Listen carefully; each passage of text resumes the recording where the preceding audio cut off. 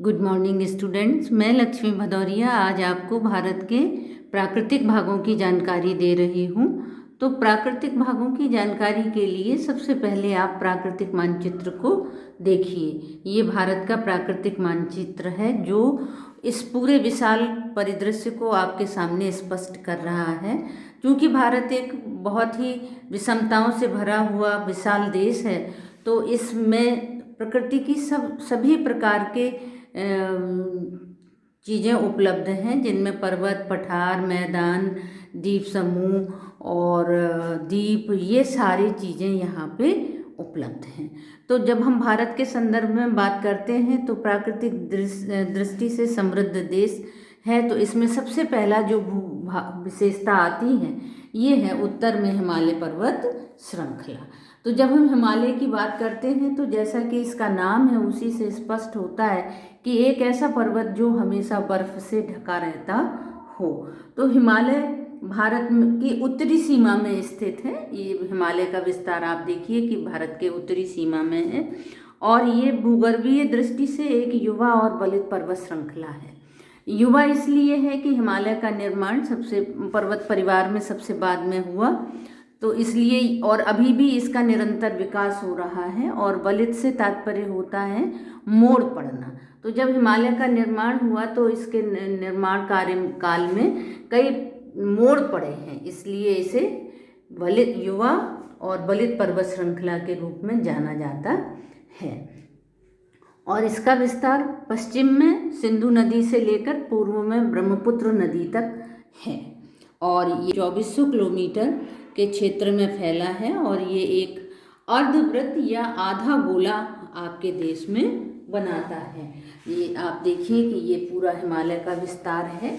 ये यहाँ से जम्मू कश्मीर से शुरू होता है और ये पूरा अर्धवृत्त आप देखिए ये बन रहा है और ये असम, अरुणाचल तक आता है। तो ये 2400 किलोमीटर की दूरी तय करता है और इसकी जो चौड़ाई है ये कश्मीर में अधिक है। कश्मीर में ये औसतन 400 किलोमीटर का क्षेत्र इसकी चौड़ाई में आता है और जैसे जैसे ये आगे बढ़ता है ये घटती जाती है और यहाँ जो है असम तक आते आते इसकी चौड़ाई 150 किलोमीटर तक सिमट जाती है।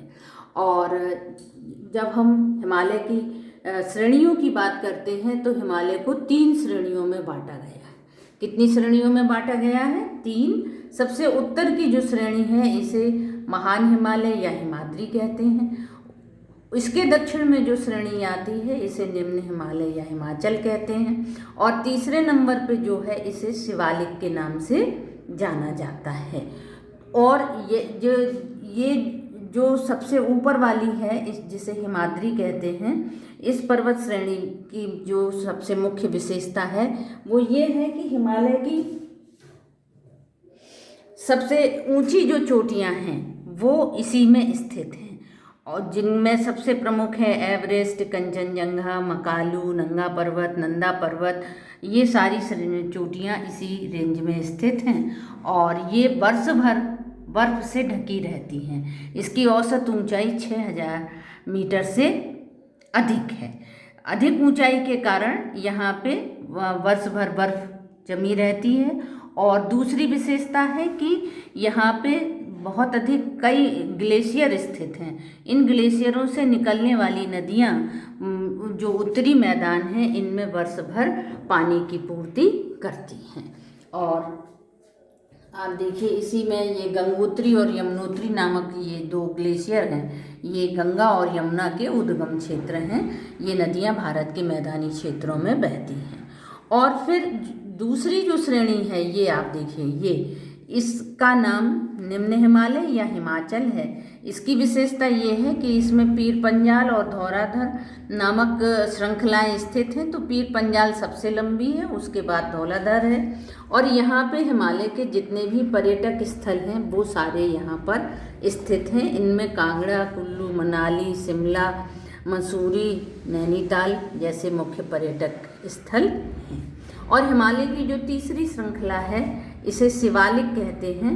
ये पूरी श्रृंखला है। इसका यहाँ की जो औसत ऊंचाई है वो 900 से 1100 मीटर के करीब है। और जो मध्य वाली थी निम्न हिमालय और हिमाचल, इसकी औसत ऊंचाई 3700 मीटर से लेके 4500 मीटर तक है।